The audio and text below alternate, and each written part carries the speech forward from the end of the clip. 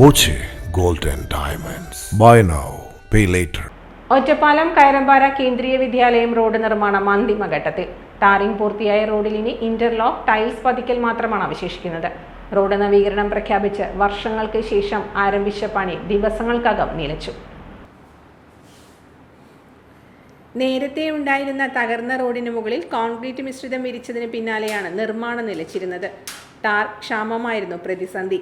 നിർമ്മാണം പാതി വഴിയിൽ നിലച്ചതോടെ യാത്രാ ദുരിതം ഇരട്ടിയായി മാറിയിരുന്നു. ഇതിന് പിന്നാലെയാണ് ദിവസങ്ങൾക്ക് മുൻപ് നിർമ്മാണം പുനരാരംഭിച്ചത്. കയറമ്പാറ സെന്ററിൽ ഓട്ടോറിക്ഷകൾ നിർത്തിയിടാനുള്ള സൗകര്യത്തിന് 100 മീറ്റർ നീളത്തിലാണ് റോഡിന്റെ വശം ഇന്റർലോക്ക് പതിക്കുന്നത്. 1.47 കിലോമീറ്റർ ദൂരം വരുന്ന റോഡ് 2023-24 വർഷത്തെ സംസ്ഥാന ബജറ്റിൽ അനുവദിച്ച 2 കോടി രൂപ വിനിയോഗിച്ചാണ് നവീകരിക്കുന്നത്. സാങ്കേതിക പ്രശ്നങ്ങളിൽ കുരുങ്ങിയായിരുന്നു ആദ്യഘട്ടത്തിലെ കാലതാമസം. ഇതിനിടെ 2 തവണ നിർമ്മാണോദ്ഘാടനവും നടന്നു. ഇതിനിടെയാണ് മാർച്ചിൽ പണി തുടങ്ങിയത്. 5.5 മീറ്റർ വീതിയിൽ നവീകരിക്കുന്ന റോഡിൽ മഴവെള്ളം ഒഴുകിപ്പോകാൻ വശങ്ങളിൽ 1/2 മീറ്ററിലേറെ വീതിയിൽ കോൺക്രീറ്റ് ചെയ്യും.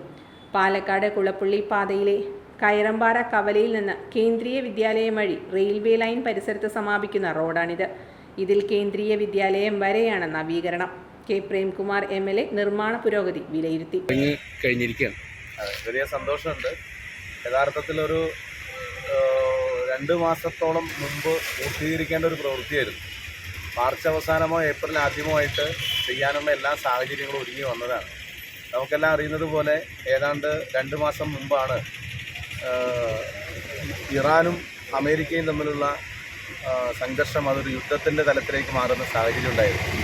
അങ്ങനെ നിശ്ചയിച്ച റേറ്റിൽ ബുക്ക് ചെയ്ത ടാറ് കിട്ടുന്നതിന് വരെ കരാറുകാരനെല്ലാം വലിയ പ്രയാസമുണ്ടായൊരു സാഹചര്യവും സന്ദർഭവുമാണ് ഒരല്പം ടാറിങ് വൈകുന്നതിന് വേണ്ടിയിട്ട് കാരണമായിട്ടുള്ളത്.